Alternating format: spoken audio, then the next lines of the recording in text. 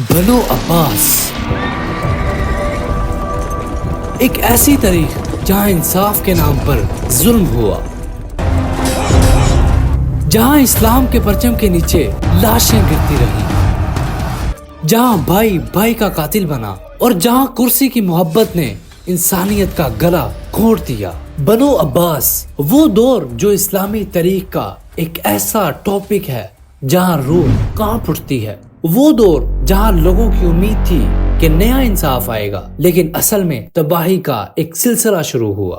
تو زیم کی ویڈیو میں ایک بار پھر سے خوش آمدید۔ اب اس کہانی کو سمجھنے کے لیے ہمیں تھوڑا سا پیچھے جانا پڑے گا، جہاں سے بنو عباس کا آغاز ہوا۔ بنو عباس کا سلسلہ اصل میں بنو ہاشم سے تھا، یعنی وہ خاندان جہاں سے نبی پاک صلی اللہ علیہ وسلم کا سلسلہ تھا۔ ان کا دعویٰ تھا کہ وہ اصل حقدار ہیں خلافت کے۔ امیہ سلطنت کے دور میں بہت ظلم ہوا تھا، خاص طور پر اہل بیت اور ان کے سپورٹرز پر۔ اس ظلم کا سب سے زیادہ فائدہ بنو عباس نے اٹھایا۔ انہوں نے عوام کے دل جیتنے کے لیے ایک نعرہ لگایا، الرضا من آل محمد، یعنی ہم اہل بیت کے لیے حق مانگتے ہیں۔ عوام سمجھنے لگی کہ شاید اب اصلی دور آنے والا ہے، اب ظلم ختم ہو جائے گا۔ لوگوں نے بنو عباس کے جھنڈے تلے اکٹھا ہونا شروع کر دیا۔ ہر طرف انقلاب کی آگ لگ گئی تھی۔ یہاں سے وہ سلسلہ شروع ہوا جو آگے آ کر اسلامی دنیا کی تاریخ بدلنے والا تھا۔ 750 عیسوی میں ایک خونی انقلاب آیا۔ بنو عباس کے سپورٹرز نے امیہ کے خلاف جنگ شروع کی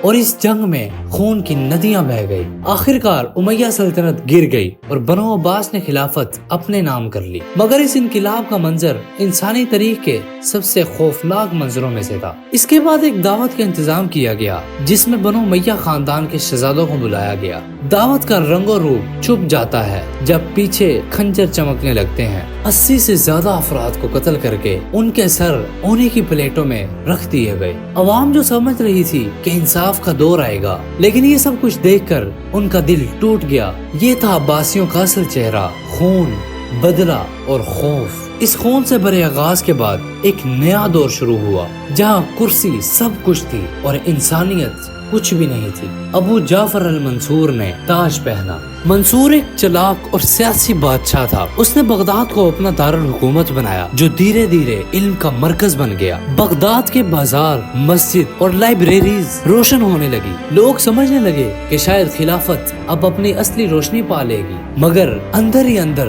منصور کا چہرہ ایک درندے کی طرح کا تھا۔ وہ ہر شخص کو جو اس کے راستے میں رکاوٹ بنتا، منصور اسے زندہ نہیں چھوڑتا تھا۔ اہل بیت کو جس نعرے کے ذریعے سپورٹ کا وعدہ کیا تھا، منصور نے وہی اہل بیت کے افراد کو ذلیل کرنا شروع کر دیا۔ کسی کو زہر دے دیا گیا، کسی کو جیل میں سلا دیا گیا، کسی کو تلوار کے نیچے گرا دیا گیا۔ یعنی جو دور عوام کے لیے امید بن کر آیا تھا، وہ خوف کا منظر بن گیا۔ اسی دور کی بنیاد میں خون تھا اور وہ خون ہی اس دور کی تصویر بن گیا۔ اب منصور کے بعد ہارون رشید کا دور آیا۔ ہارون کا نام سنتے ہی آج بھی بازار، علم اور روشن محل سامنے آتے ہیں۔ بغداد اپنے عروج پر تھا، دنیا بھر کے علم کا مرکز بن گیا تھا۔ سائنٹسٹ، ڈاکٹرز، فقہا بغداد میں جمع ہو گئے۔ یہ وہ دور تھا جہاں مسلم سیویلائزیشن اپنے شکار پر تھی۔ لیکن ہارون کا دور بھی ظلم سے خالی نہیں تھا۔ ہارون نے اہل بیت کو اپنا دشمن سمجھا، ان کو قید خانوں میں ڈالا گیا، ان کے لیڈرز کو شہید کر دیا گیا۔ اس دور میں ایک طرف علم کی روشنی جگمگاتی تھی، مگر دوسری طرف ظلم کے اندھیرے بھی برابر تھے۔ لوگ سمجھ نہیں پا رہے تھے کہ یہ دور برکت کا ہے یا فتنے کا۔ ہارون نے اپنی کرسی بچانے کے لیے تلوار اٹھائی اور علماء کے خون سے زمین رنگ دی۔ یعنی وہ دور جو روشن لگتا تھا، اصل میں اندھیروں کا بھی گھر تھا۔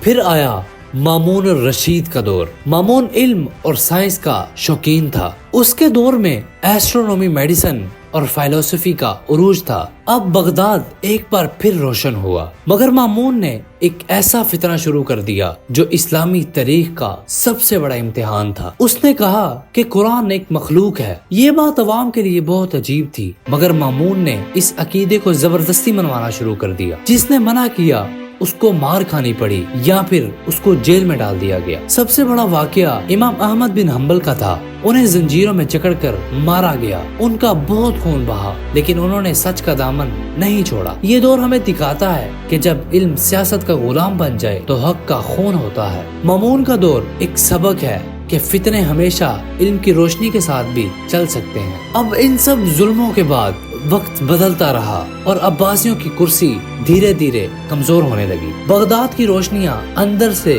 अंधेरों में तब्दील होने लगी। सल्तनत में करप्शन, अयाशी और खुदगर्जी बढ़ने लगी। खिलाफत एक कुर्सी बनकर रह गई थी और दीन सियासत का जरिया बन गया था। बगदाद के बाजार अब भी चमक रहे थे, लेकिन उनके पीछे एक सोया हुआ जवाल था। अंदरूनी बगावत, वजीरों की साजिशें और मुल्कों का अलग हो जाना, ये सब मिलकर खिलाफत हिला रहे थे। लोग समझने लगे थे कि वो इमारत जो खून पर खड़ी की गई थी अब गिरने वाली है और फिर वो मंजर सामने आएगा जो तारीख का सबसे स्याह बाब था। 1258 ईस्वी में बगदाद के दरवाजों पर मंगोल खड़े थे। हलाकू खान अपने लश्करों के साथ इस्लामी दुनिया के दिल पर हमला कर रहा था। सिर्फ चंद दिनों में बगदाद खून का समुद्र बन गया। बच्चे, औरतें, बुजुर्ग सब तलवार के नीचे काट दिए गए। दजला का पानी लाल हो गया। लाइब्रेरीज जो इल्म का खजाना थी, उनकी किताबें दरिया में फेंक दी गई। आज भी किताबों में कहा जाता है कि दरिया का पानी